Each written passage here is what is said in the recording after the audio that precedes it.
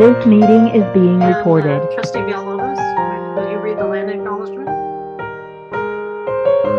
Okay, I guess I will stand. Can you hear me okay? Yes. The Pacifica School District acknowledges that we gather on the unceded ancestral homelands of the Ramaytush Ohlone people. As guests, we humbly extend our gratitude to the Ramaytush Ohlone elders and community. We recognize that we benefit from living and working on the traditional homeland, and we affirm their sovereign rights as First Peoples. As the original stewards of this land, the Ramaytush Ohlone understood the interconnectedness of all things and the importance of maintaining harmony with nature. Likewise, Pacifica School District commits to teaching our school community how to be responsible stewards of this land. Thank you. And Kelly, will you please take the roll call? Trustee Bradal. Here. Trustee Brocchini. Here. Trustee Doggett. Here. Trustee Steele. Here. And Trustee Villalobos. Here. Thank you. Okay, the district digitally records the audio and video portion of the meetings. All recordings are kept in the superintendent's office for 30 days and are available during that time period for inspection by members of the public on district equipment without charge. Speakers wishing to address the board on agenda or non-agenda items, please submit your first and last name and the agenda item you wish to speak on in the Q&A area of the webinar. Please do not submit comments or questions in the Q&A area. You will be called to address the board. Your microphone will be unmuted and you may speak up to 3 minutes. After you have spoken, your microphone will be muted. Okay, approval of the minutes for May 12th. It is recommended that the board approve the minutes of May 12th, 2021, board work study. Are there any questions regarding these minutes? And I will go through the list. Okay. Trustee Doggett? No questions. Okay. Trustee Villalobos? No questions. Okay, and Trustee Steele? No questions. Okay, and Trustee Brocchini? No questions. Okay. Do I have a motion to approve the minutes of May 12th, the board work study? I'll motion to approve the minutes from May 12th, board work study. And I'll second that. Okay, Kelly, can you take the roll call vote? Trustee Bradal. Yes. Trustee Brocchini. Yes. Trustee Doggett. Yes. Trustee Steele. Yes. Trustee Villalobos. Yes. Thank you. The motion passes 5-0. Okay, approval for the minutes of May 19th, 2021. It is recommended that the board approve the minutes of May 19th, 2021, a regular board meeting. Are there any questions regarding these minutes? I'll go down the list. Trustee Doggett? No questions. Trustee Villalobos? No questions. Trustee Steele? No questions. And Trustee Burkini? No questions. Okay, do I have a motion to approve the minutes of May 19th, 2021?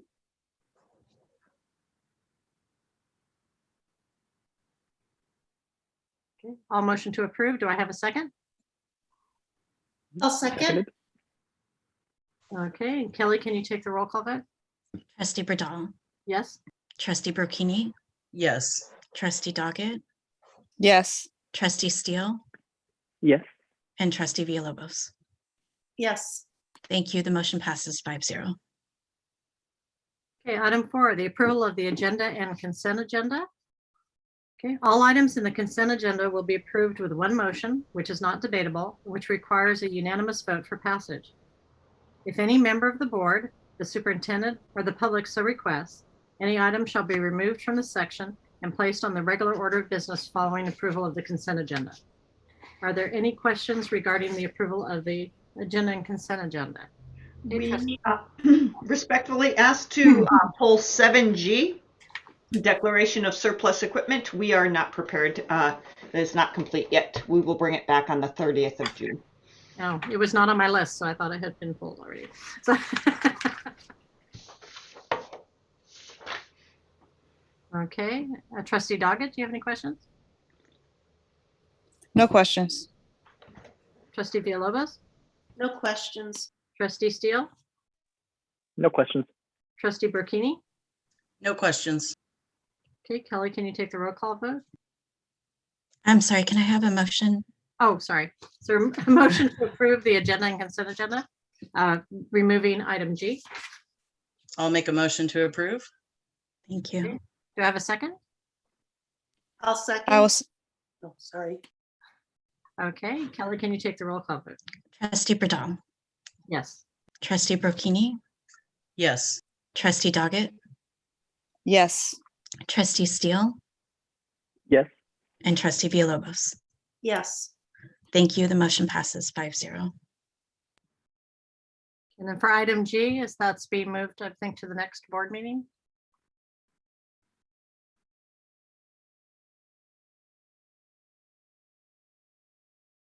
You're on mute. It's the surplus equipment. The Pride is going to go forward. Is that what your question was? That item that we pulled from the agenda is going to be moved to the next board meeting. Correct. Thank Okay. you. I Yes. didn't leave it dangling out there. Okay. Okay, item 5, communications. Let's see, LSCA? Good evening. LSCA had our final bargaining session last week. We are pleased to have reached an agreement with the district that gives us a 3% raise, a stipend for a year of very hard work, and maintains our health benefits. In a unanimous vote, our membership voted in approval to ratify this contract. We are thankful for the district team led by Alexis O'Flaherty. It has been a pleasure to work with her, and we will truly miss her kind nature and her resolution-driven skills. LSCA would also like to take a moment to thank Julie Carrillo and her support of teachers and students in Pacifica School District. We hope the district comes to a fair agreement soon with our sisters and brothers in CSEA. Thank you. Thank you. CSEA?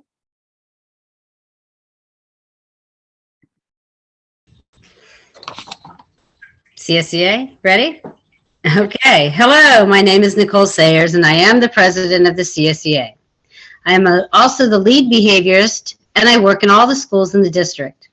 Some of my job responsibilities are to plan and provide training, support, and assistance to staff and parents, develop and implement staff development activities, collaborate with classroom teachers, and support staff to design and implement behavior intervention plans for students with behavioral challenges, assist with data collection and functional behavior assessments, and attend IEP meetings as needed. I have worked in the field of behavior for over 20 years, and I've been a classified employee with this district for 13 years. Over the years, I have had the opportunity to get to know many of our classified employees. They are a strong group of people who will enjoy our community, the district, the teachers, and many families that they serve. One unfortunate thing about classified employees that they have in common is that they must have 2 jobs to make ends meet. Even with a spouse or partner, they find their financial situation challenging.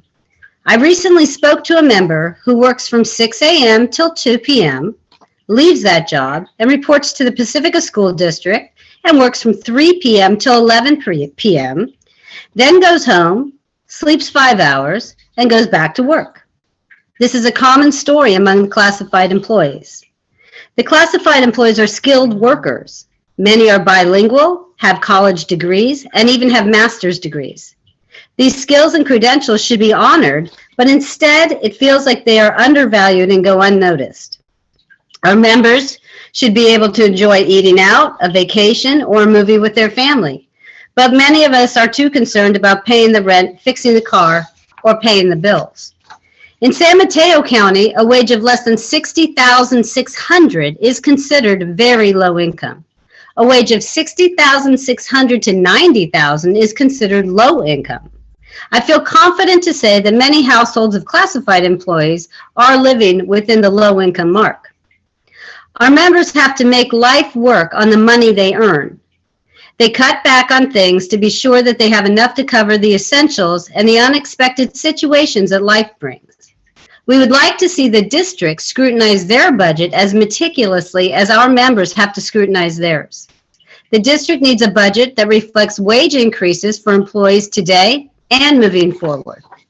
Our negotiation team has been trying to negotiate wages that meet the current and future minimum wage changes for 3 years now. So far, no agreement has been reached. I understand that 1% on salary schedule wage increase for classified employees cost the district under $50,000. At the last board meeting, a warrant was approved for $43,470 to a landscaping company for one-time cleaning of the grounds. I wish our standard of living was as important as cleaning the sites. Looking beyond today, I truly hope that the district takes the time to go through the budget and look for items that are not as essential as our classified employees. We respectfully ask the Board of Trustees to please increase our compensation to a 2% on salary schedule increase effective January 1st, 2021 for the 2020-2021 school year.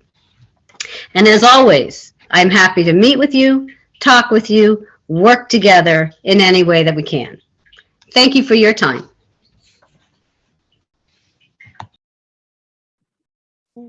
Thank you, Nicole. People wishing to address the board. Let's see.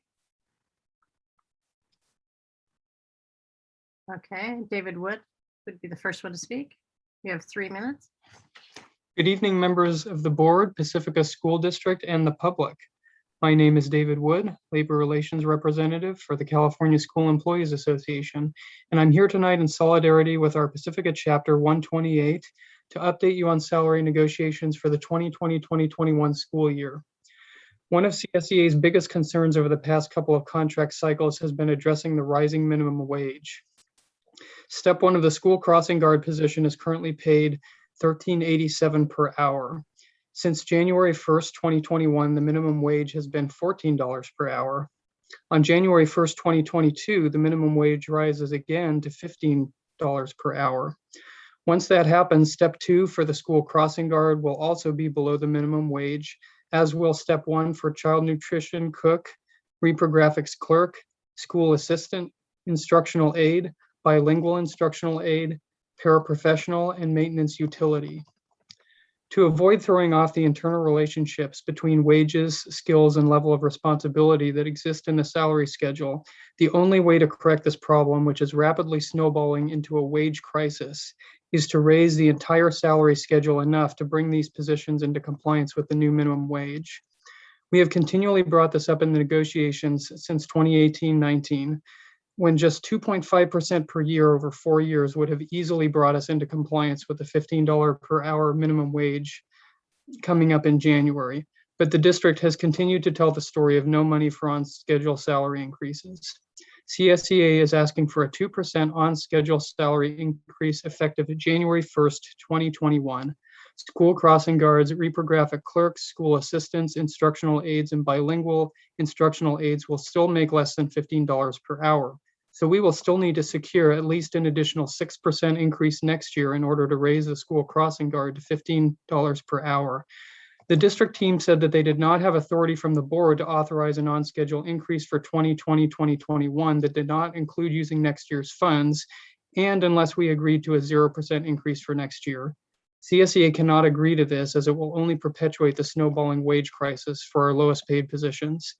CSEA requests that the board give direction to your bargaining team to accept our last proposal of a 2% on-schedule salary increase effective January 1st, 2021, without using next year's COLA money or limiting our ability to bargain in 21-22.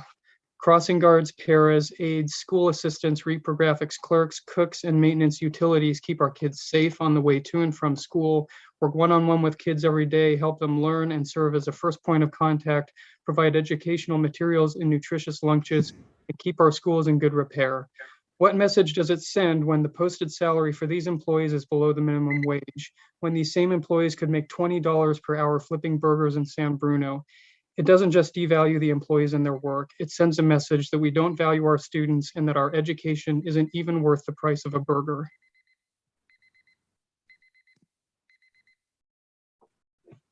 I think the next speaker is Gia Ramsey. And we need to stick to the 3 minutes. My name is Gia Ramsey. I work as a behavioralist in our district. I have worked for 2.5 years. I stand with my CSEA brothers and sisters in support of the Board of Trustees authorizing a district raise for all classified employees. Thank you. Thank you. Next one is Diane Shakur. I think that could be Nicole Ortega coming in as Diane Shakur. There she is. Hi, Nicole. Hi, sorry, it's me. Oh, okay. I prepared my statement in advance. I'd like to read it for you.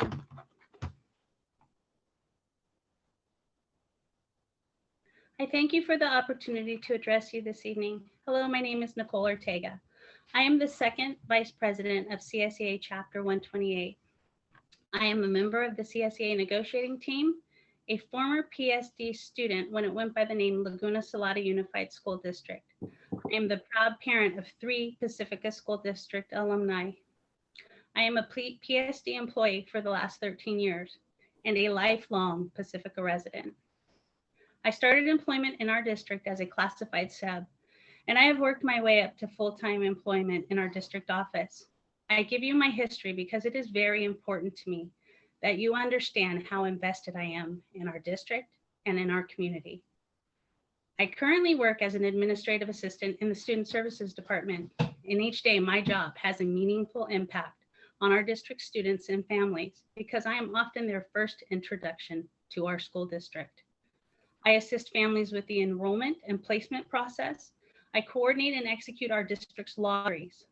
I manage the wait list, assist with the processing of inter-district transfers, complaints, work permits, transcript requests, and work closely with our families experiencing housing instability and our certified foster youth, to name a few of my duties. Like many of my colleagues, I work all year long, even through the pandemic and through the shelter-in-place order, because I love my work.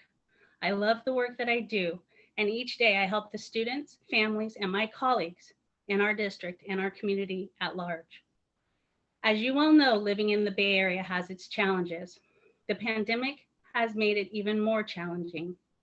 I currently struggle to provide support to my family due to the rising costs of living in our area. We classified employees are in need of a salary increase so that we can provide for our families.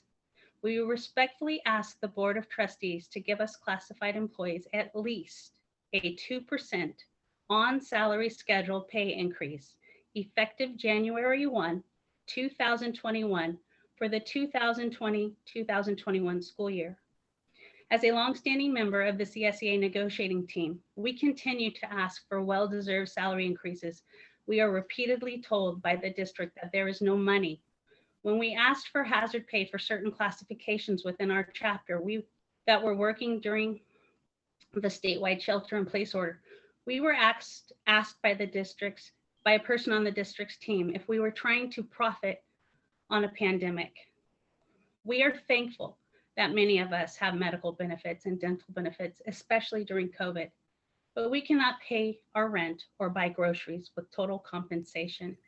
We are tired of feeling like we have to beg for a living wage.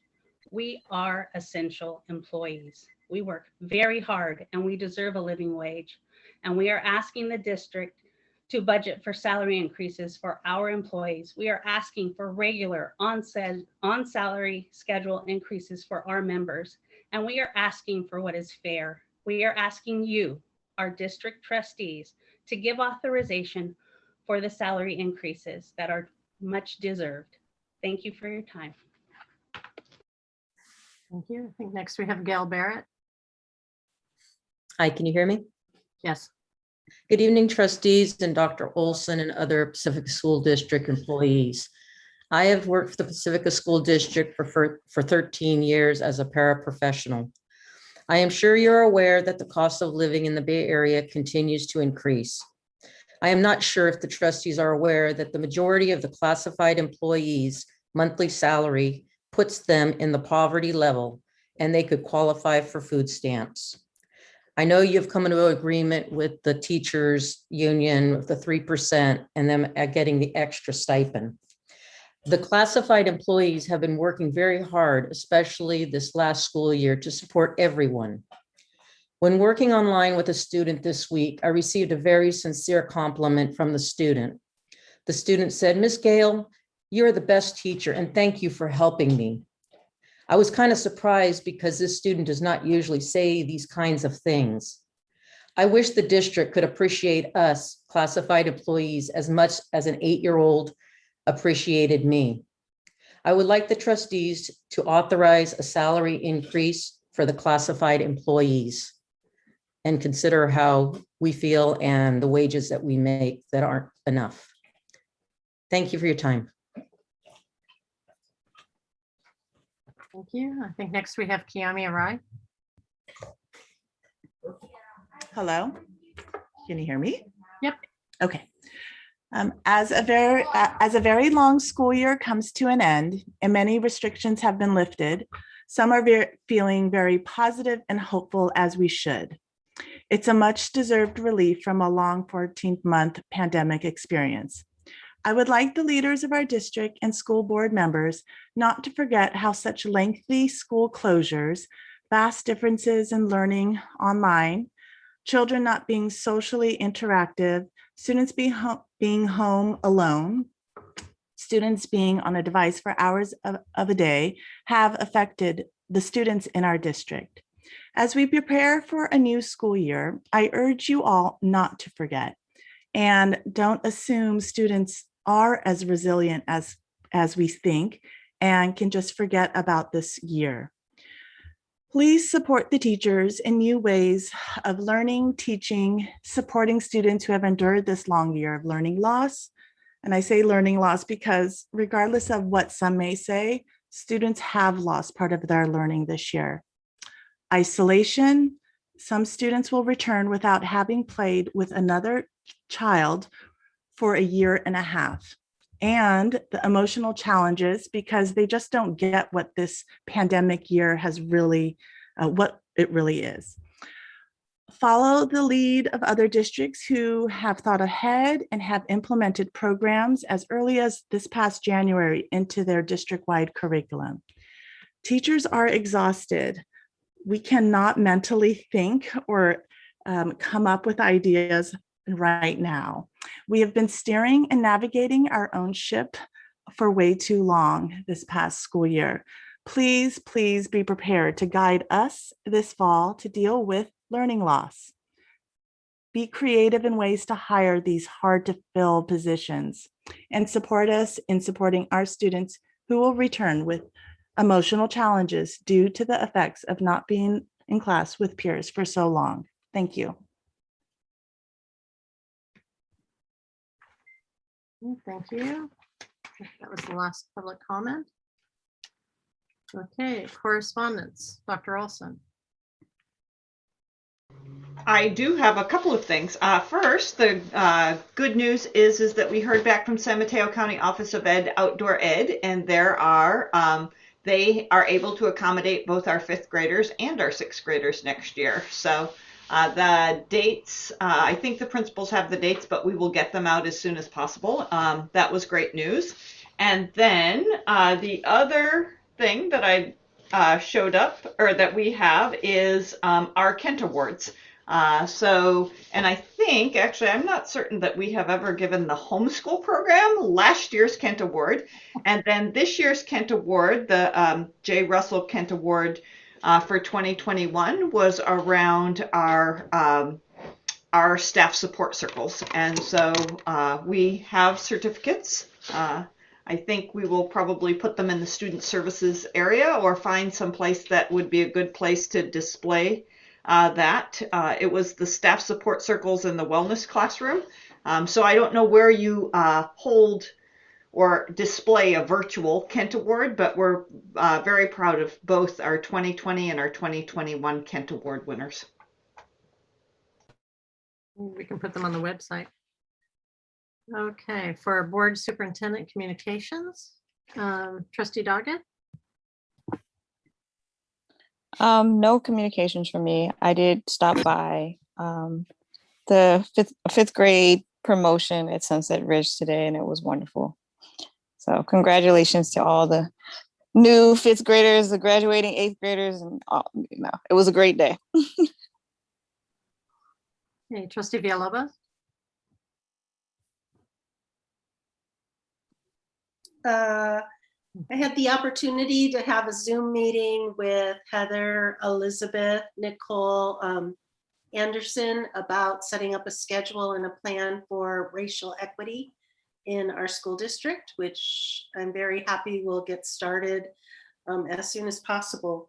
And then I think somewhere in there, I might have met with Elizabeth once. I just want to thank CSEA for sending me, I looked at my email again, and I had several emails from CSEA employees. So thank you for writing to me so you could share your thoughts. That's all I really have. Okay, Trustee Steele? No comments, but I will echo what Trustee Doggett said with congratulations to both the fifth graders and the eighth graders. Just congratulations for making it to the end, and good luck in the future there. Okay, Trustee Burkini? Just a couple things. On June 1, I was actually asked to go down and represent Pacifica School District at Coastal Pride, which is down in Half Moon Bay. It's a new youth and adult support. Actually, it's a house in Half Moon Bay on Main Street for LGBTQ plus people. So that was great. I was I showed up and was told I was giving a speech, so that was exciting. And then I also got to see that same day the pride flag raised at downtown on Main in the city of Pacifica, and it's also been raised on the coast here in Pacifica, which is the first time it's ever happened. So it was I was happy to be part of that. I also was at the Valimar graduation today, and again, congratulations to everyone there. And it was just nice to celebrate and give a sigh of relief on the end of this year, and to look towards new, bigger and better things. So but I was happy to be there, so thank you. That's it for today. Okay, and I had some Zoom meetings that were put on by youth from the various high schools in the county, and it was one was on youth mental health, the other was on racism in a pandemic. And they shared a lot of personal stories, and it was really, really insightful and a good thing put together that Mary Beer was coordinating. So the San Mateo County elected officials called last time. I missed the one today because of graduation. Also was at the city of Pacifica raising of the pride flag at City Hall. And we met, as Trustee Villalobos said, with racial equity with Nicole Anderson, and got that planned out, at least started. Good start to it. And then today was Sunset Ridge, IBL, and Valimar's graduation. So went from one to the other, and it was pretty good weather for Pacifica, but a little windy. But it was great to see. They were also excited, especially at Sunset Ridge. They did a drive-through, and they were popping out of the sunroofs and everything. So it was really adorable. So congratulations to everybody, and the teachers and all the parents who planned it also. Okay, I think for presentations now, well, Dr. Olson, did you have anything else? Nope. I would just echo what you said about, first of all, the thrill of seeing human beings. I haven't been with that many staff members at one time in a very long time. At the IBL graduation ceremony, there were 800 people there, which is a very big, it's our biggest event that we've had all year, and they're going incredibly well. It's just thrilling to see to be able to celebrate and to be able to celebrate that together. So I'm grateful for the work of the committee to carry that forward. So. And then the next item is also you, Dr. Olson, the Elna Flynn Award video presentation. Okay, very good. So my first exposure to the Elna Flynn Award was in Friday night at Nick's having a celebration. And because we haven't been able to do that through the pandemic, a group of parents got together and said, we still need to recognize people, and maybe this year we'll do it at a board meeting. So I introduce you to Tara Fuchs Nuts, who put together the presentation and will be presenting the Elna Flynn Award winners to us tonight. Thank you. It's a pleasure to be able to do this. So yes, I thought to start off with a quote: volunteers don't necessarily have time, they just have a heart, which is true. I think all of our volunteers have way too much on their plate and yet show up anyway. Let's see, next slide. Oh, sorry. Is that me?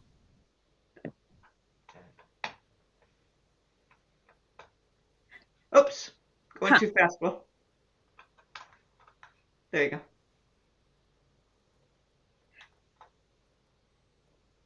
Next slide. While he's doing that, I'll just, if you're not familiar with, Elna Flynn was a wonderful volunteer in the community, and every year there's the awards to recognize people that follow in her likeness.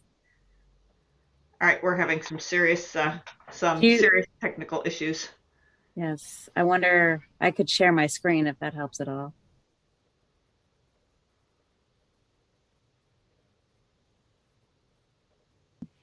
I apologize. I'm having trouble just going to the next one slide. Oh, darn. For some reason, let me share a different screen and see if I can just do it in slide deck form. Let me share in a different screen.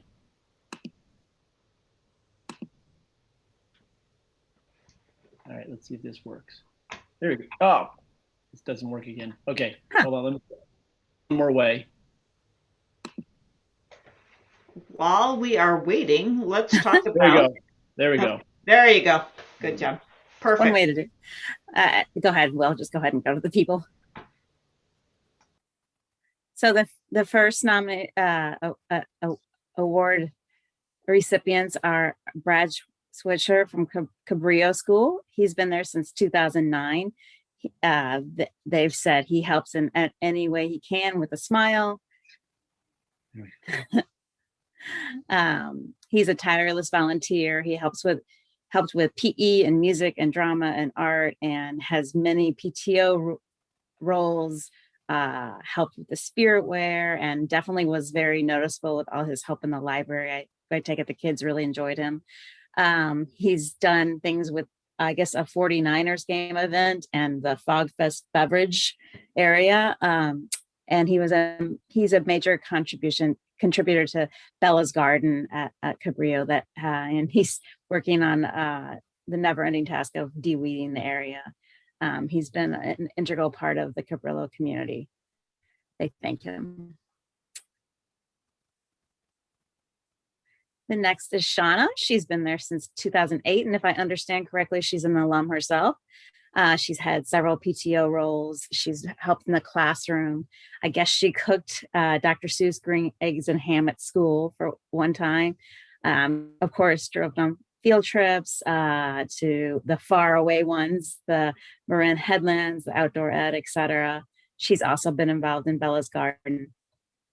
She's supported a lot of the creative arts at Cabrillo, and the teachers and students are forever grateful for her time and support. Miss Tiffany at IVL is a very important member of the team at IVL. She's been involved at the school since 2006. She had her kids and a family member attend, and I believe she held PTO jobs even when she didn't have kids at IVL. She's helped with their Greek Fest, Staff Appreciation Week, Chocolate Fest, sounds good, E-Waste, the fireworks booth, and she's just an ever-present, amazing person at IVL. Everyone loves her and thanks her.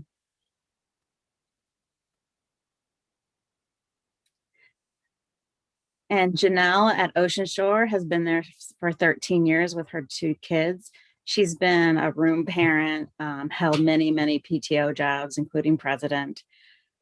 She's helped with our the kids' awareness of diversity and ability, being a major organizer for Diversity Day, Ability Awareness Day, Indigenous People Day, International Literacy Day. She's a true joy, kind and welcoming to all people. She's so gracious that when we were talking about her accepting the Elna Flynn Award, she's like, but wait, all the other parents from the this year's 8th grade class have helped so much too. They're all great volunteers. Next slide. And Jenny is also at Ocean Shore. She's been there for 11 years. She's held many, many PTO jobs, including fundraiser, which is kind of a thankless job. She's ever present at school doing various things for art and other school-wide projects. She's been field trip coordinator at Ocean Shore. That's no small feat. She's definitely the mom on the ground, helping all the kids and all the teachers. She's done a lot for the art program. And she said that she's very thankful for the opportunity to be a volunteer.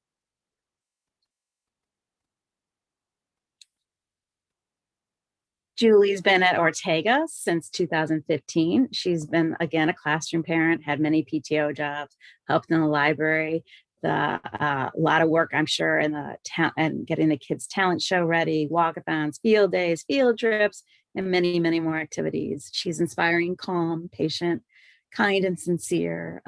All the teachers and parents really love her.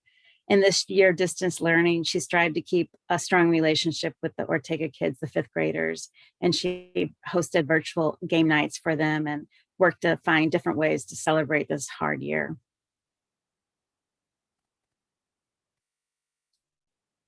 Christina has been at Ortega since 2017. I think she's a mom of 4 kids, some of them quite young still. She's a dedicated volunteer that shows up and helps whatever way she can. She's the person they can call to ask them to do something. She really goes above and beyond, helping out students and teachers. During distance learning, she found a way to bring science to the 3rd graders so that they didn't have to miss out on science even though they were in distance learning.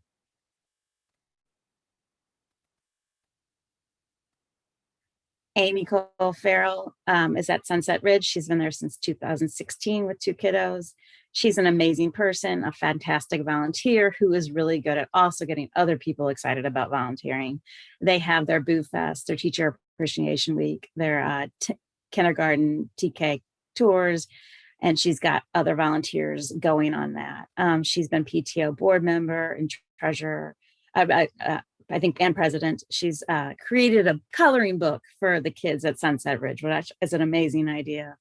She's a strong believer in celebrating diversity and addressing issues of social justice.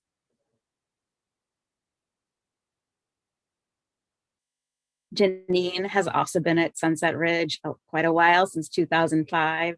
She's an amazing person who's dedicated to supporting the school and the community. She was busy working today at the graduation. I saw her.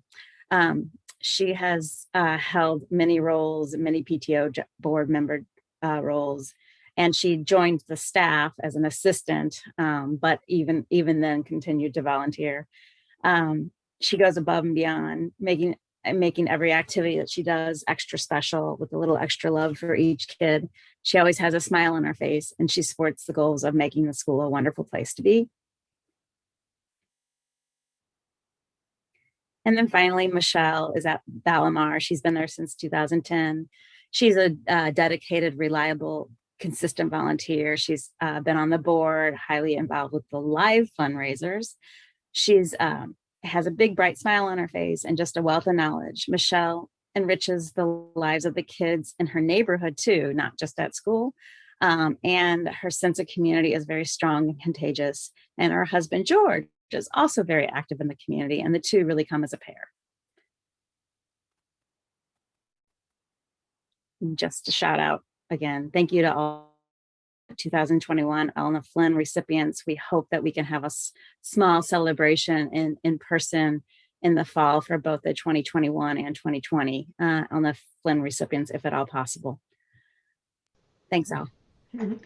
That That was great. And just as an example of how important volunteers are, is that Dr. Knotts put that together as a volunteer, and just recognizing the importance. The people that were recognized tonight are long time volunteers in our schools, representing many, many years. So we are very, very grateful. And one of the things that we noticed is that the volunteering didn't go away, even though we weren't in person. So thank you. Thank you for putting that together. Yes, thank you. Okay. So item 7, district business, district goals. The district values the goals provided in our local control accountability plan and strategic plan. All of our district board agenda items are tied to these goals. One or more goals are listed in the description of each board agenda item. The details for each of these district goals can be accessed on our district website at www.pacificasd.org. Okay, item A, adoption of the 2021-22 budget. Josie Peterson. Thank you. Tonight, we're asking the Board of Trustees to adopt the 21-22 budget.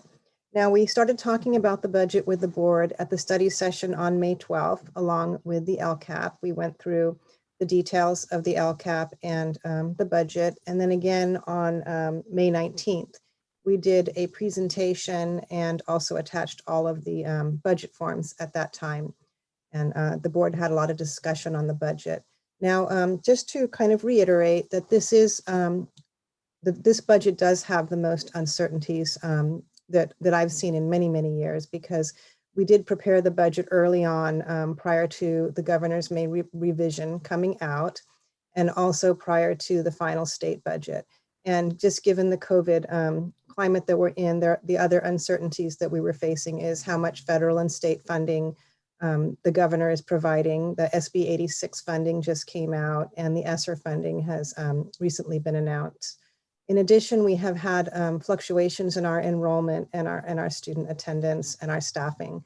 So given all of those changes, there will be a lot of budget adjustments when we come back to you in the fall, because when we come back in the fall, we'll know our final student enrollment and our staffing, and also the final state budget and the final revenues from both the federal and the state government. So tonight we're asking you to approve this budget. Everything is attached, and then we would come back to you after the state finalizes their budget, and then the district has more information on our numbers as well. I don't know if we have any more comments or questions. I know you had a lot of discussion at the last 2 sessions. You can go down the list and ask. Trustee Doggett, did you have any questions? No questions. Okay, Trustee Villalobos. No questions. Okay, Trustee Steele No questions. and Trustee Burkini. No questions. Okay, do I have a motion to approve the adoption of the 2021-22 budget?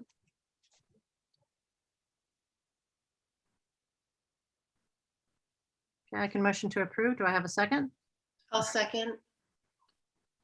Okay, Kelly, can you take the roll call vote? Trustee Burdell, Yes. Trustee Burkini, Yes. Trustee Doggett, Yes. Trustee Steele, Yes. and Trustee Villalobos. Yes. Thank you. The motion passes 5-0. Okay, item B, the approval of the 2021-2024 LCAP. Will Lucy. Yes, so what I put in front of you is a recommendation for the board to adopt the local control accountability plan for the 2021-2022 year. Back on May 19th of 2021, our last meeting was a public hearing, and regarding the specific actions and expenditures proposed to be included in the local control accountability plan. At that meeting, there was no comments or recommendations that were brought forward at that time, and there have been no modifications made to the LCAP since that May 19th meeting. The LCAP is a 3-year rolling plan that will be brought to the board for approval annually in conjunction with the district budget.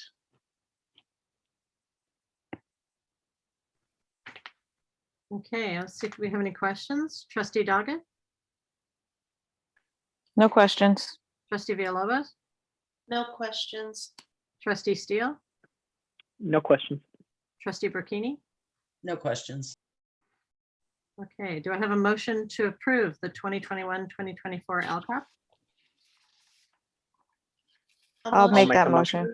Can I get clarification? Sorry. Go ahead. I'll Kelly. make the motion to approve. Thank you. And I'll second. Thank you. Okay, Kelly, can you take the roll call vote? Trustee Burdell, Yes.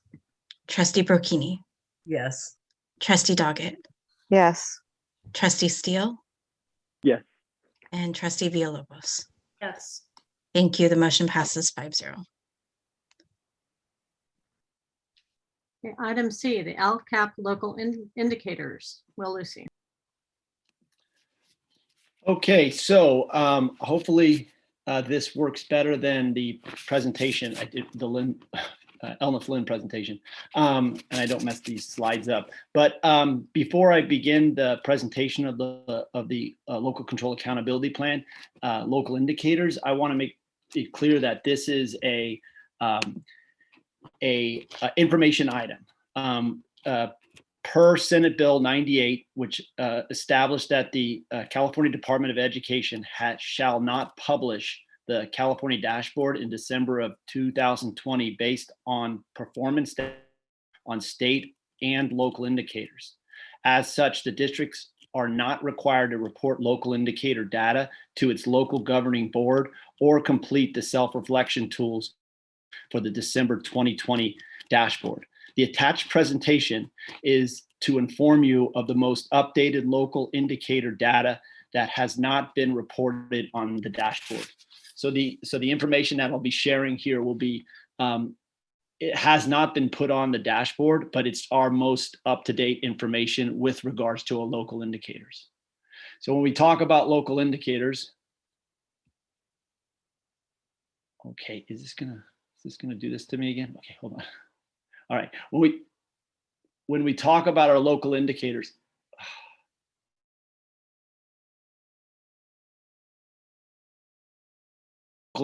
there's 11 indicators total. 6 of them are state indicators. Of those 6, 4 of them pertain to a TK8 district, and then there's 5 local indicators.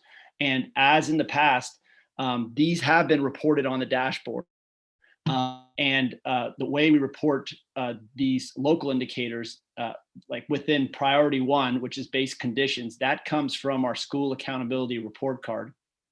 Priority 2, 3, and 6, which have to do with implementation of academic standards, parent engagement, and school climate, come from our panorama surveys. And in action 7 is a self-assessment survey.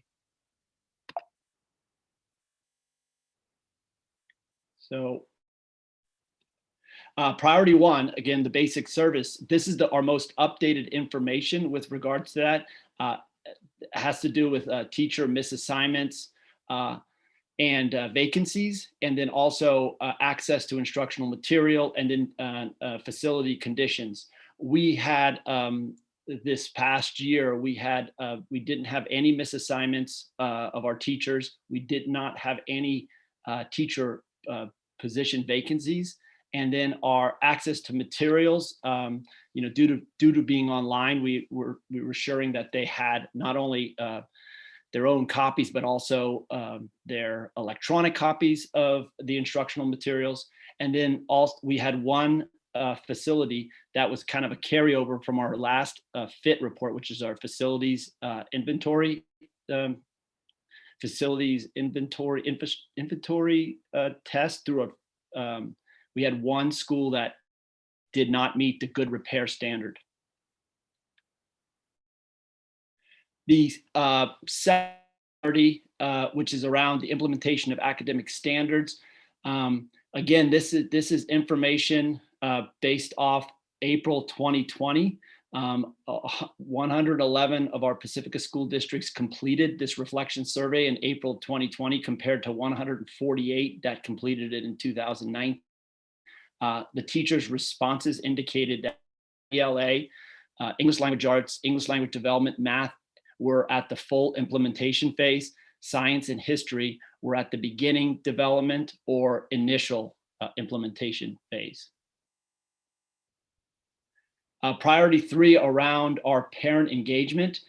This was again based off our panorama survey, our parent perception panorama survey, and we are looking at here again the last time we've asked questions around decision making and participation at child school was in April 2019. The last time we reported this, we reported the 2018 responses, and as you can see from this chart, we had a little bit of an increase in favorable responses with regards to the level of decision making, the perception of the parents of decision making, and then also parent participation. And in priority 6, the school climate, we had, I'm showing here 3 years of data with regards to this, and the 2 areas that we're looking at is connectedness to school and school safety, and this is based off the student climate survey. Again, you see a bit of a drop from 2008 2019 for our 3rd through 5th grades and our 6th through 8th grade in connectedness to school, and a bit of a gain in our 6th through 8th for school safety, and almost the same for our school safety amongst our 3rd through 5th. 47 is access to a broad study. This is a self-reflection survey. This wasn't pulled out of our panorama surveys. This was more of a self-reflection survey within our district, and all students having access to all content areas through enrollment. That was the main thing we have, is that students do have access to all content areas just by being enrolled in classes, all available classes. The barriers within school continue to be alternate methods to demonstrate skills and competencies, especially with some of our student groups, specific student groups, tools to scaffold learning, which is things that I would say our district and a number of districts work on constantly, and in the inconsistent time allocated for certain subject matters. That meaning that there are certain subject matters that have obviously get more attention, and other subject matters may not get the amount of attention that should be given. And then the barriers outside of school is continued to be, although I thought we've done a pretty good job, that is the lack of access to internet and technology, especially this last year. And then the inconsistency to access to science experiences, mainly the hands-on experiences. And then our lack of parent education. That's one thing that we are constantly working on, is to improve that area of educating parent education. So I don't know if you have any questions or comments about that. Again, I want to reiterate the idea that we did not report this to the state because of not having a 2020 dashboard, California dashboard. I can go down the list for questions. Trustee Doggett, No questions. Trustee Villalobos. I understand we're going off of not last year, but the year before. So I'm just wondering when we are going to go through this study again and asking parents and teachers for their input. Yes, we'll be going back to a more a normal cycle of having this. So we should have this. We will have kind of an abridged dashboard that hasn't really been totally determined what that California dashboard is going to look like. But I know that there'll be some element of dashboard that we will be reporting local indicators within that dashboard. So we should have something. It may not look the same as we've had past, but as far as the cycle and the timeline for that, it'll be similar to the past. Okay. Trustee Steele. We may have talked about this and I may have forgotten, but is there a hard copy alternative for folks that maybe struggle to get the panorama survey done, just so we can, sort of gather everyone's input that maybe don't fill out the surveys online typically?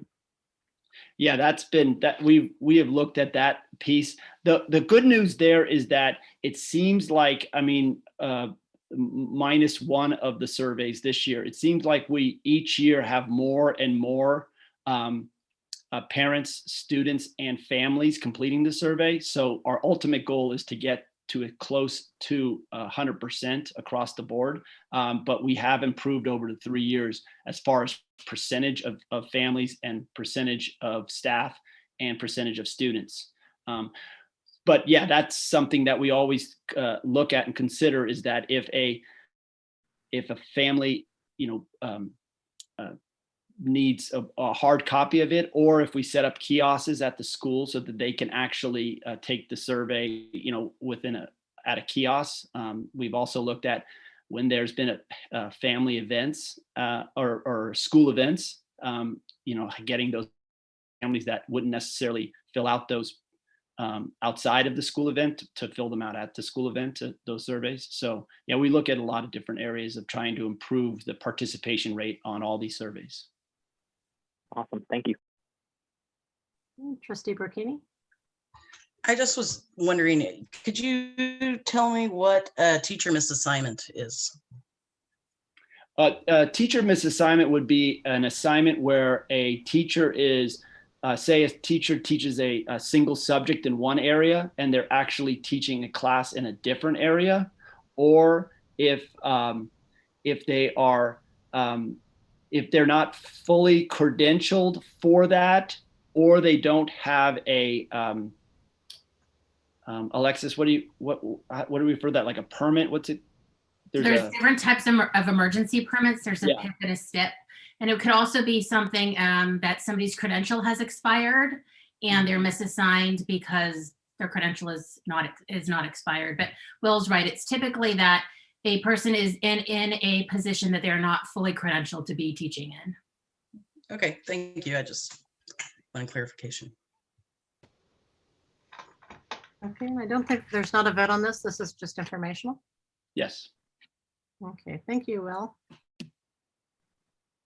Okay, the next item D, federal addendum for LCAP. Also Will, Lucy. All right, so federal addendum. So the federal addendum is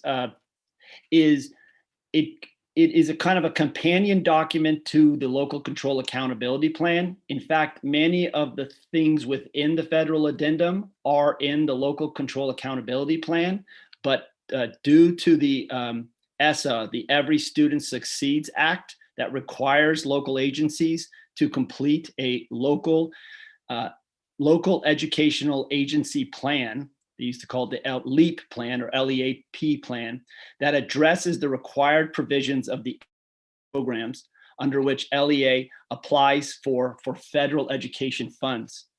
The LCAP, in conjunction with the addendum, served to meet the ESSA LEA plan requirements. Pacifica School District's federal addendum addresses the required provisions in the following ESSA programs, which is Title I, which is basic program and operated by the state and local agencies for improving those programs.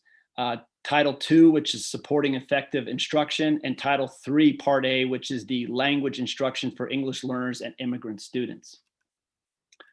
So what I put in front of you for approval is for the approved proposed federal addendum for the local control and accountability 2021-22. The addendum is a year to year, so it is not a 3-year. So there'll be another one next year for the second year of the LCAP, and then there'll be another one for the third year of the LCAP.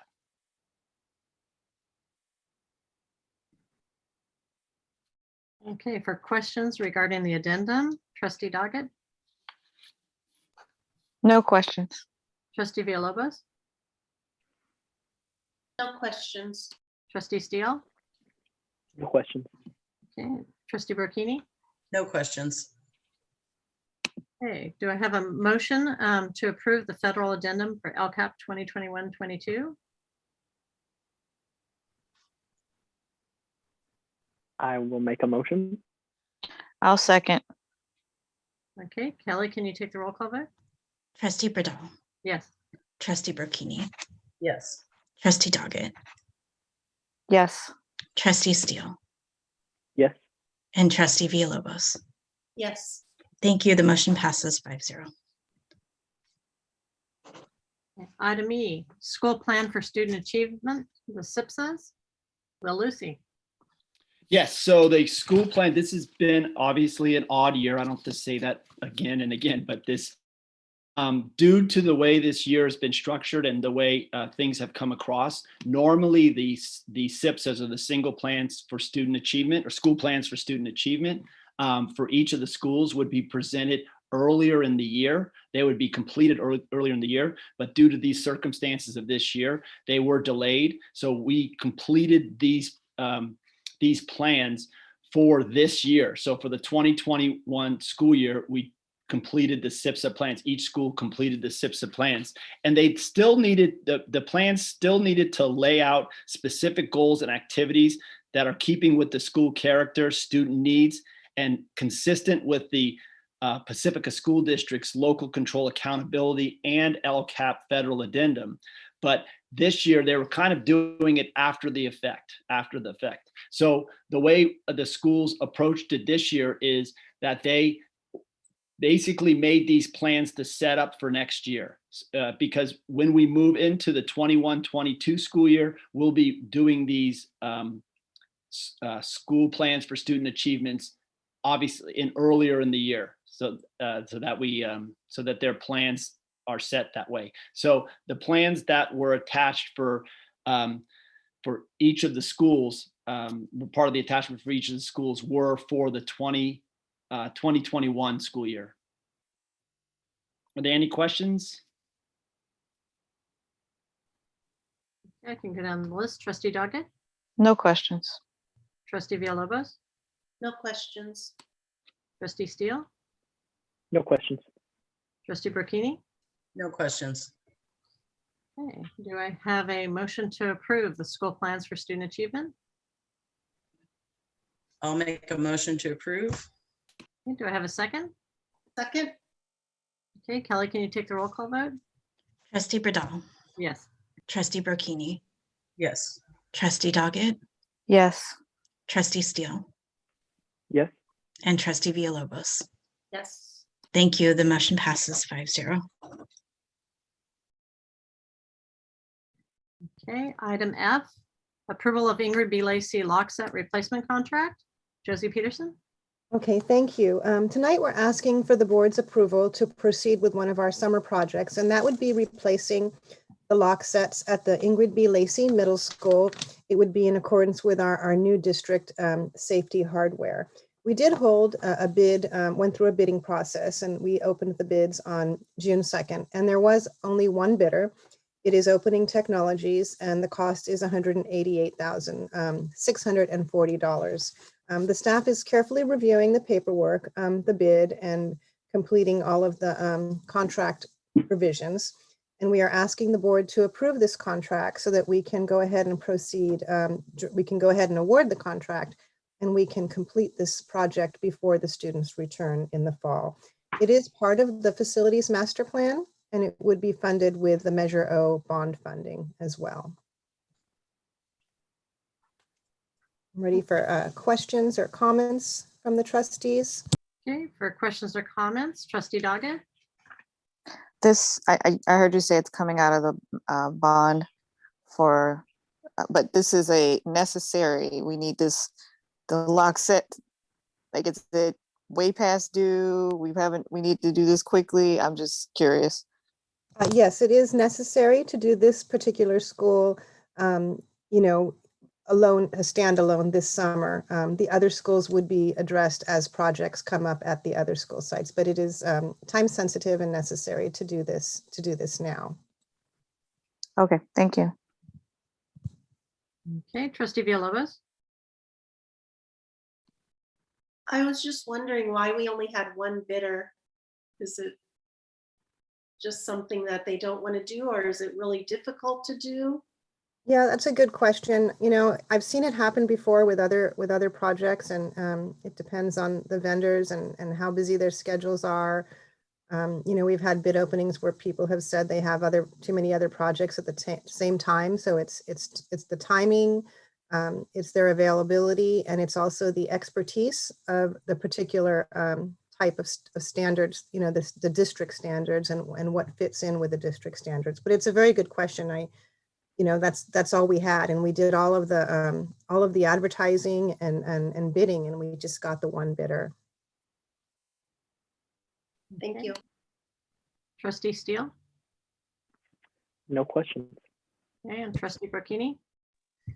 Yeah, it's my understanding these aren't just like a key and a doorknob. We're talking about we'll know who's coming and going on campus. And can you just tell us a little more detail what we're not just what we're installing? It's not quite 100% automated, but it's the hardware. It's the safety hardware that we need in all of our locks for like the what is it called? The big 5 emergencies. It's that kind of hardware where the doors will lock when the teacher closes the door. So it's really the hardware, a specific kind of hardware for safety. And it's the district standard.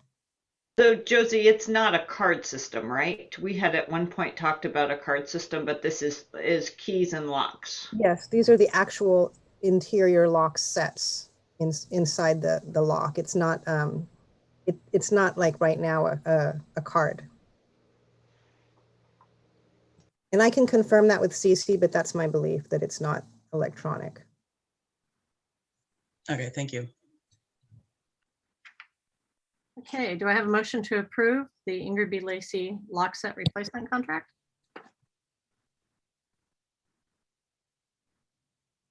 Okay, I can motion to approve. Do I have a second? I'll second. Okay, Kelly, can you take the roll call vote? Trustee Bradal. Yes. Trustee Burkini. Yes. Trustee Doggett. Yes. Trustee Steele. Yes. And Trustee Villalobos. Yes. Thank you. The motion passes 5-0. Okay, we're skipping item G. So item H, approval of technology upgrade contract. Christy Novak. So I'm here tonight to seek your approval to move forward with a contract for us to begin our technology infrastructure upgrade project. I do have a presentation or short slides that I think will be coming up in a second. Great. So yes, so we are, you can go to the next slide.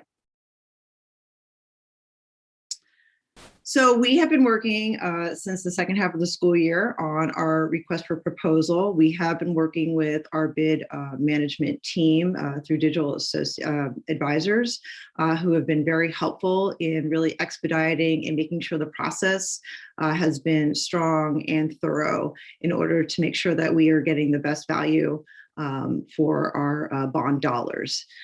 So why do this project? So the benefits to our district is that we are it's time for us to do this type of upgrade. There are a couple of projects within the whole scope of work that we are doing, but some of the benefits include stronger connectivity and rate of speed when we have more users at the same time on our network. This will help us enhance the actual learning that occurs. So when you have greater consistency of such things, it opens and lends itself up to the different types of activities that are available for students and teachers to engage in more innovative learning experiences. It can also help greater support our teacher collaborations and meetings, not only when they are in person, but also cross-district.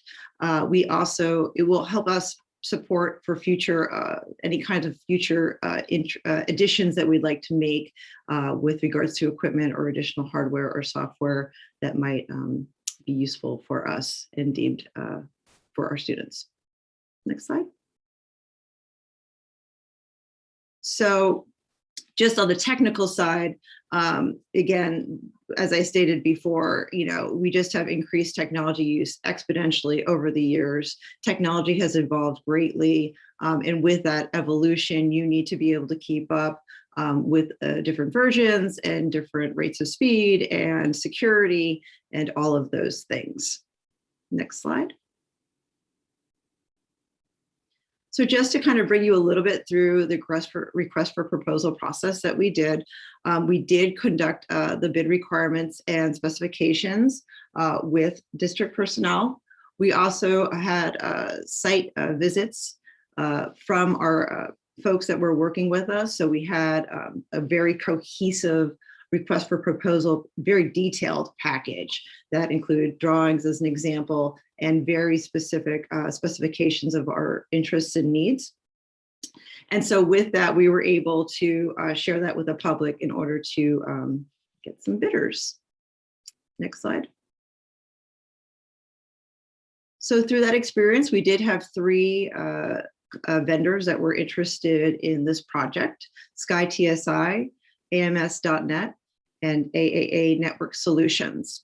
So as part of the requirement for even bidding on our project, these 3 companies did have to come out or fly out in some cases, and we went through an entire site walk through all the sites. So they had a really clear understanding of what our buildings and infrastructure look like, and for them to really understand and assess, to give us an accurate representation of the kind of work and suggestions that would occur. So we did have those due date for that bid for them to have all of their information in on May 17th, which they all applied for and all got in. One bid was incomplete. They did only bid on the cabling instead of the cabling and the data center. And we did present it very clearly that this was a turnkey all-in-one package. The benefits of that is just, it makes everything very much more cohesive. And then we had an internal meeting on June 1st, where we had some Pacifica stakeholders that were involved just to hear how the process went. And then based on that, we were able to come to certain conclusions. So next steps is approval and the upcoming schedule, if approved. So this is the technology side of the Measure O money that has been allotted for us. And so the schedule, if it is approved tonight, would actually bump us up a little bit, which would be advantageous. So the cabling of the buildings would definitely be the first aspect of this project. That is the largest aspect and most time intensive. We originally thought that that would bleed into potentially the beginning of the school year, just based on having everything completed. But if we are able to get a couple weeks ahead of schedule, there's a chance that we might be able to finish that cabling before the students and staff come back. So I'm very excited about that.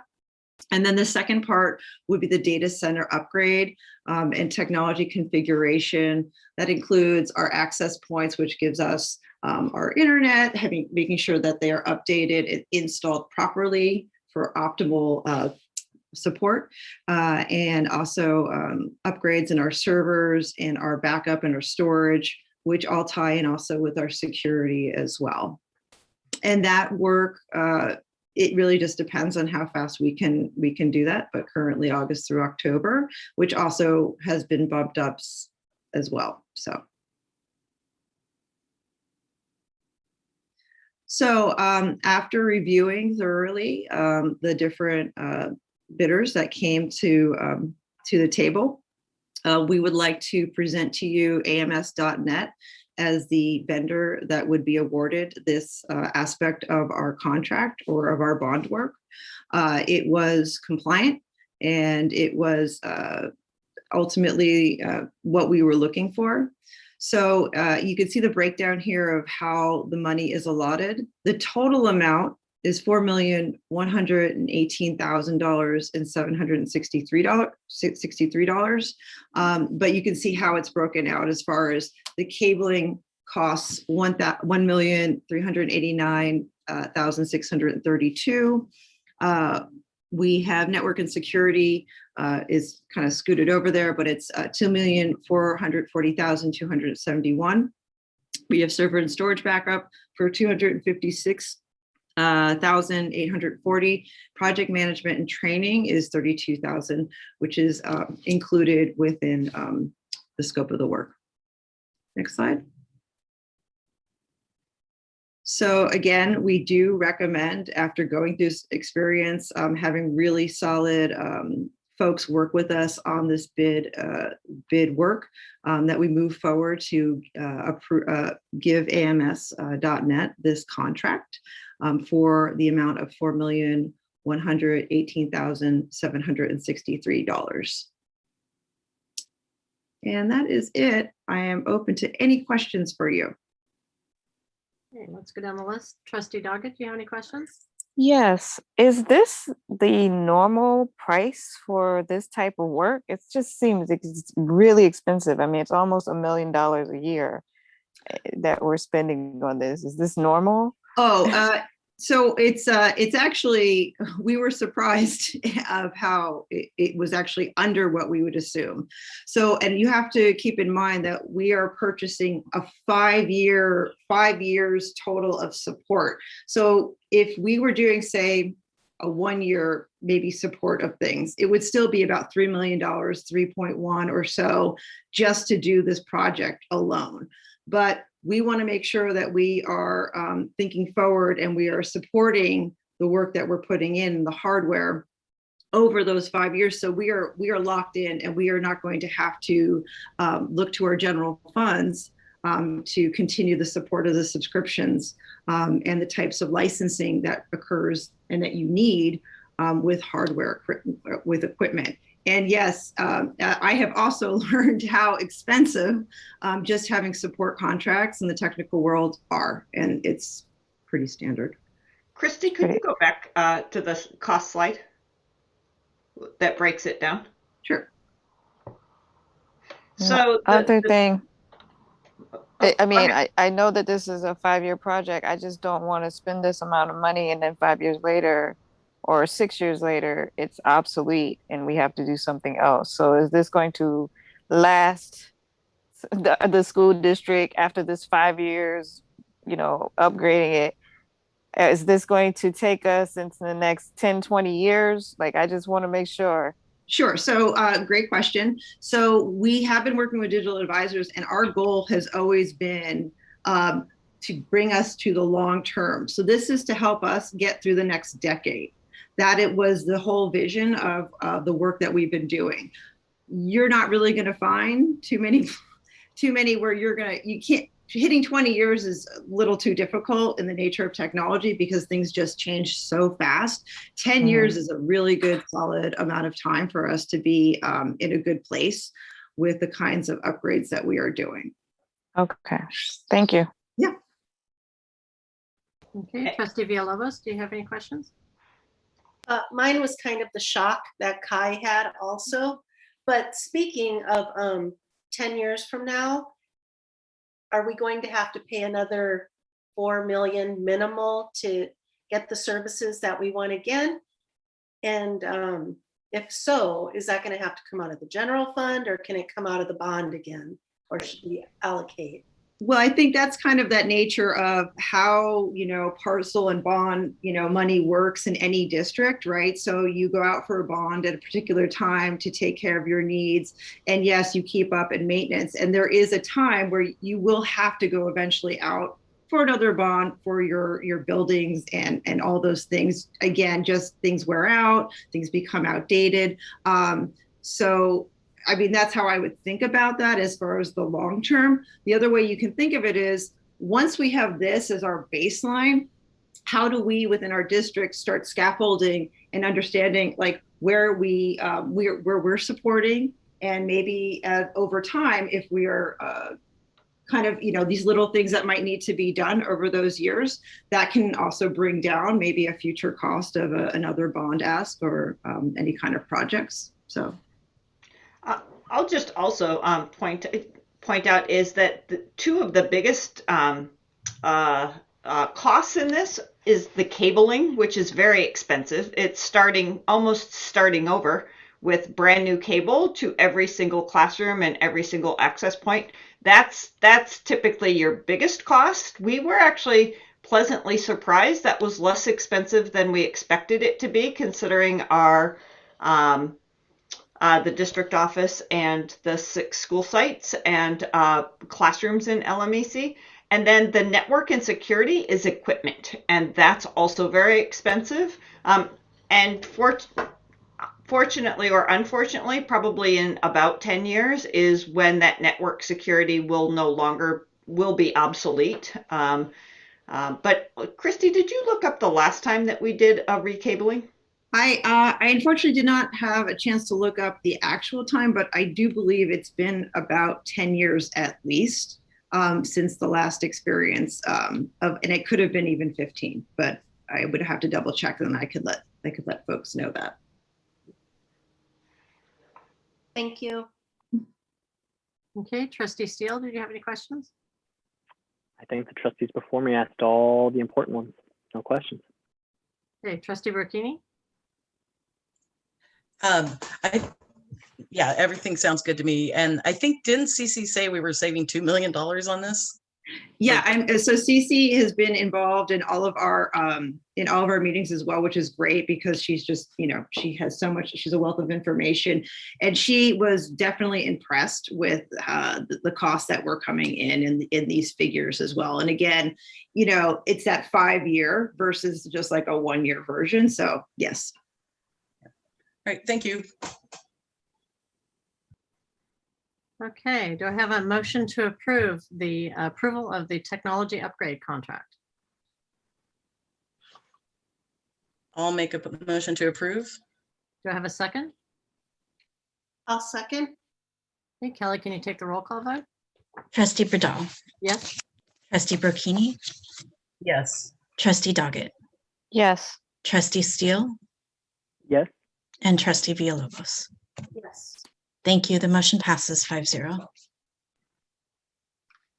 Okay, item I, resolution 2021-06-09-A, recognizing June as LGBTQ plus Pride Month in the Pacifica School District. Dr. Olson.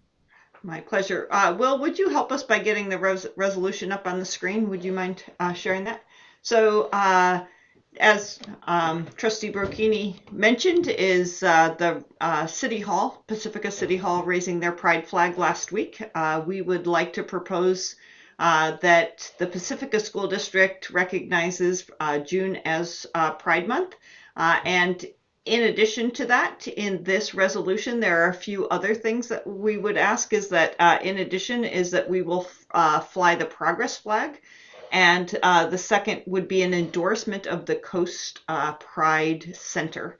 And they came to us during the pandemic and asked us to endorse them. And we were busy getting school open and not able to connect with them, but it would be a place for our students to go for support. So I ask you to approve this resolution, and I would actually ask for some assistance from the trustees in terms of reading it, so you don't have to hear my whole voice the whole time. So if you don't mind, I'll start us off, and then somebody else can fill in. So resolution 2021-69A, recognizing June as LGBTQ plus Pride Month in Pacifica School District. Whereas Pacifica School District is committed to supporting dignity, equity, and visibility for all people in the community. Whereas the Pacifica School District and Coastside Region have a diverse lesbian, gay, bisexual, transgender, queer, or questioning LGBTQ plus community. And I'll hand her over. Whereas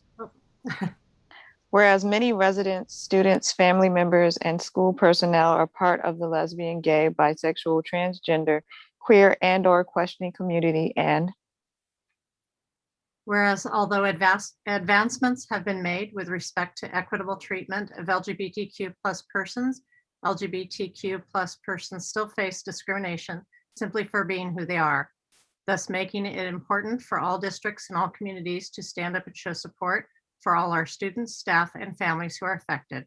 And And whereas many cities across the United States recognize and celebrate June as LGBTQ plus Pride Month, and whereas June has historically become a symbolic month in America in which LGBTQ plus persons and allies come together in various celebrations of pride to support the community's right to live and their lives, or live their lives out loud. And whereas this June of 2021, we celebrated Coast Pride's second birthday at the opening of the Coast Pride Center and endorsed such a community center for all LGBTQ plus persons and allies as a resource for our students and families. And whereas this June, we will be raising the am I on the right one? Yes, LGBTQ plus flag at our district office because we are proud to stand in solidarity with Coast Pride and signal to all who are fortunate to live or visit Pacifica that people of all sexual orientations and gender identities and expressions are welcome here. And whereas the rainbow flag, created in 1978 as a flag with 6 distinct colors, red, orange, yellow, green, blue, and violet, that has come to be known as the internationally recognized symbol of the LGBT community. And whereas the Progress flag, created in 2018, has 5 arrow-shaped lines to the rainbow flag, including black and brown stripes to represent LGBTQ plus communities of color, along with the colors pink and light blue and white, which are used on the transgender pride flag. And the Progress flag is now recognized as underscoring the intersections within the LGBTQ plus community and honoring LGBTQ plus people of color, whose activism inspired the very first Pride Month, as well as people of different gender identities. And whereas flying the Progress flag at the district office throughout the month of June further symbolizes the district's celebration of diversity and support for all the LGBTQ plus students, family, and staff in our community. Now, therefore, the Pacifica School District does hereby declare the month of June as LGBTQ plus Pride Month. furthermore, Pacifica School District. Go ahead. Okay, furthermore, Pacifica School District will recognize June as LGBTQ plus Pride Month by flying the Progress flag at the district office during the month of June. Passed and adopted this 9th day of June 2021 at a regular meeting of the Governing Board of Pacifica School District by the following vote. so I would ask you to vote on this resolution, and with that, we would be endorsing, we would write a letter to endorsing Coast Pride, as well as flying the Progress flag beginning tomorrow with your approval. Do I have a motion to approve the resolution recognizing June as LGBTQ plus Pride Month? I'd like to make a motion to approve. Do I have a second? I will second. Okay, Kelly, can you take the roll call vote? Trustee Burdall, Yes. Trustee Burkini, Yes. Trustee Doggett, Yes. Trustee Steele, yes, and Trustee Villalobos. Yes. Thank you. The motion passes 5-0. Thank you, everyone. This means a lot to families like mine. Item J, Board Governance Draft Handbook. Dr. Olson. My computer is now frozen after that, but we met with Luann Rivera in, I think it was September, to update the, but as we were bringing Jared on to our team, actually, I wish I could remember when we met with Luann Rivera, but we just updated our handbook, and the highlights, the changes, adjustments that we made were highlighted in the handbook, and I would like us to, I would ask us to consider approving this handbook. Okay, I will go down checking for questions. Trustee Doggett, No questions. Trustee Villalobos, No questions. Trustee Steele, No questions. Trustee Burkini? No questions. No question. I think it was December when we did this. Okay, Kelly, can you take the roll call vote? Can I have a motion? Oh, sorry. Do we have a motion to approve the governance handbook? I'll make a motion to approve. Okay, do I have a second? Seconded. Now can you take the vote, Kelly? Trustee Burdall, Yes. Trustee Burkini, Yes. Trustee Doggett, Yes. Trustee Steele, Yes. and Trustee Villalobos. Yes.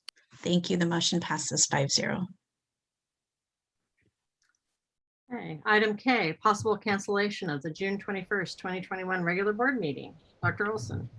Okay, we plan to have another board meeting in June. We have 2 board meetings in June, so we'll have one at the end of June.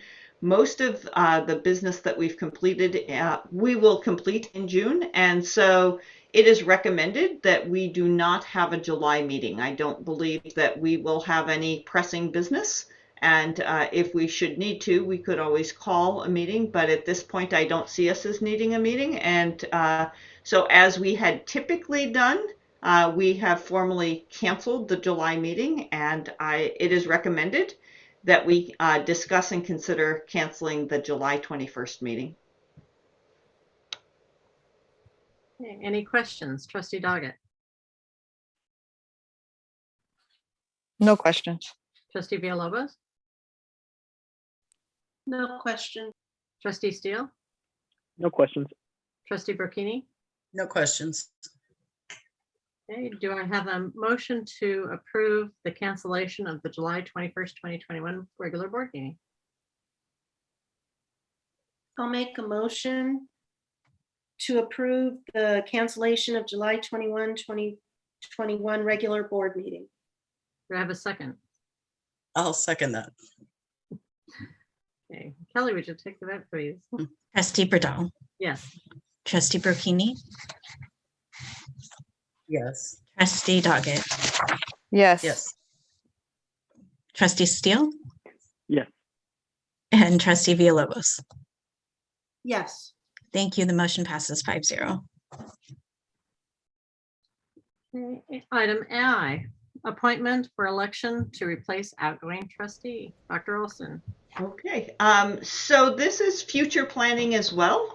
Trustee Steele has received an appointment to a PhD program and as well as funding to Brigham Young University, which is a great honor and something that he was hoping for during the pandemic. And now that we're getting out of the pandemic, he has this wonderful opportunity in front of him. And I believe that, you know, the hope was as he became a trustee is that if we were virtual that he would be able to continue to be a trustee, but the laws are that you have to live within the boundaries of Pacifica. And so while we're really happy for his opportunity, what that leads us with is he will resign prior to probably most likely the June 30th meeting. And what he does is write a letter to County Superintendent Nancy McGee. So we're talking about this in theory because he has not yet resigned, but we also know that we're planning ahead around when to do this. And so discussion that I would like us to have is how to replace Trustee Steele. And really the question is, do we hold an election at a significant cost or do we go through the appointment process? And I will say, as the superintendent, I have done an equal amount of trustee appointments as I have LCAPs. So this is my 3rd trustee replacement that we're discussing. So I'd love the opportunity for you to discuss the process. Okay, I'll go down the list to take comments, but first I'll say that I think, well, first we are sorry to lose him early. I personally think it should be an appointment, especially with only one year left in the term, because the cost of an election, I think, is around $60,000. And then we will have an election coming up anyway. And we've had pretty good luck with our additions that we got by appointment. So Trustee Doggett, do you have any comments or questions? Well, congratulations. getting into the program. Sad to see you go, but I think we've been through this appointment process so many times. I'm okay with just doing that because it saves us a little bit of money and it's just for 1 year. So. Okay, and Trustee Villalobos? I agree with the appointment process. Well, I guess, do we get Trustee Steele's opinion? Do we stop listening to you now? Can I ask a question? Sure. So is the appointment process, is it a voted upon thing? Is it Dr. Olson just going out and tapping a person on the shoulder? I guess, what is the process of appointments? Yeah. Well, both Linda was appointed and Kai was appointed, so they've been through it. But it's mainly publicizing and taking applications, and then we interview as if it was a job application, and then we vote on the person. Dr. Olson, more details than that? Yeah, that's exactly how I would describe it. When Andrea Gould needed replacement, we had a really large number of people, probably 17 people applied. And then the following year, a fewer number, but really good quality people. And it's hard, actually. It's really hard to decide. But we put together some questions, but it's very much like an interview process. We do it in public. We haven't recorded those, but we do it in public. And so because we would do it virtually, it would be, people would be able to watch it from home. It's a little bit of, you do have to go out there and ask people if they're interested. It's not, I don't go out and seek them, but trustees talk to other people. In fact, actually, a number of people would do an appointment before they would run for election. It's a good way to get your feet wet, but we'll also reach back out to those people that have been interested in the past as well. I was going to say many people would much rather be appointed than have to run through an election. Okay, Trustee Burkini, do you have any comments? No, well, first of all, congratulations, Jared. That's great. But also, I'm for the appointment. That makes more sense for this short amount of term or time. So. And one of the reasons why we're asking for Jared's resignation to come toward the end of the month is that we have 60 days to replace him. And so to do it at the end of June gives us until the end of August. I would propose, if we have a resignation making June 30th his last meeting, that we go through the process, accept applications in the beginning of August, and then do the interviews on Thursday, August 19th, which is, I didn't want to do it the first, before school started or the first day of school. I'd prefer that we just do it that same week. And that helps us kind of get up and running with with 5 trustees. So we can talk about that as future agenda items, but so it sounds like that should we get a resignation from Trustee Steele, that that we would go with an appointment. And my interest is I'd like to put this out to communications with family members this week, just so that people can start talking about it. I've already shared the information with CSEA and LSEA leadership, but it's really important. We don't want it to get lost in the summer vacation. So, okay. Okay, do I have a motion to approve an appointment to replace outgoing trustee? I'll make the motion to approve. Okay, do I have a second? I'll second. Okay, Kelly, can you take the vote? Trustee Bradal. Yes. Trustee Burkini. Yes. Trustee Doggett. Yes. Trustee Steele. Do I abstain? Yes. Trustee Villalobos. Yes. Thank you. The motion passes 5-0. Okay. Okay, future agenda items, Dr. Olson, I think that is the future agenda item. That we were kind of weeding into the future agenda items, so just give me a minute here to have this boot up. So we do have one more board meeting in this school year, which is, well, the school year ends on Friday, but we do have June 30th as a board meeting. We will have most of our nuts and bolts work done. We got a lot of work done today, actually, didn't we? But we can leave that meeting a little bit lighter in terms of business. And so because we are interested in getting started with Nicole Anderson and the equity work, I would propose that on June 30th that we have a board work study, and that would be an equity governance session with Nicole Anderson. And I suggest that we do that. It says 4 to 7, but I would suggest 4 to 6:50. And then we would come back for the board meeting. But most of the business in that board meeting, in addition to the surplus equipment, is really kind of standard business that nothing would be unique, or we wouldn't have a lot of presentations. And so I think that meeting would be a little bit smaller. And then we would have closed session after the meeting so that we could have that time for governance. Would that be acceptable to the trustees? Yes? Okay, perfect. That's fine. Great. Everybody's available at the 4 o'clock hour? Yes. Okay, great. Excellent. And then we've got the graduation ceremonies that are coming up.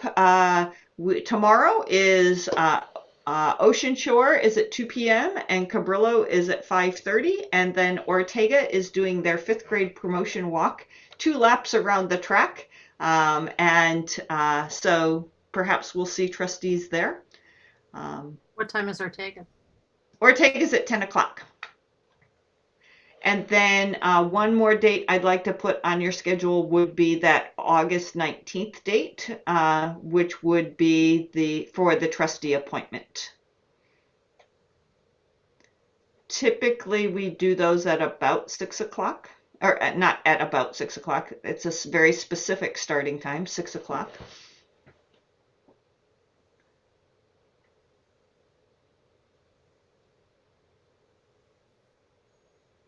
How does Thursday the 19th work? Yep.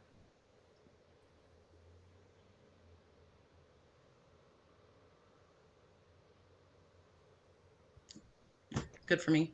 Linda says good. Elizabeth says good. It's fine with me. Great. 3. Trustee Steele, we don't need you on that one. You will be resigned by that point. Laverne, does Thursday the 19th work for you? Did you say 6 o'clock? 6 o'clock? Yes. Okay, great. We will schedule that one tentatively. I have to be very clear with the public is that Trustee Steele has not yet resigned, but it's really important that we communicate now rather than wait in July, because otherwise we would lose people. So, okay. Are there any other items that we need to address as we look at closing out this school year?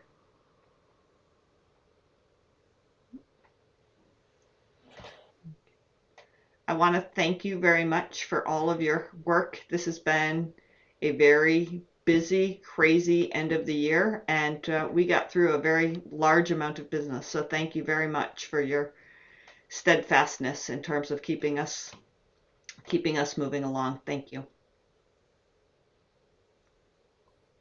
Okay, then item 9, announcement of closed session. Speakers wishing to address the board on closed session items, please submit your first and last name in the Q&A area of the webinar. Please do not submit comments or questions in this area. You will be called to address the board. Your microphone will be unmuted, and you may speak up to 3 minutes. After you have spoken, your microphone will be muted. Okay, the board is meeting in closed session to discuss closed session items on the agenda. Are there any members of the public that wish to address the board? I don't see any. Okay, not seeing any. We will adjourn to closed session. Okay. Bye, Cabinet. Thank you.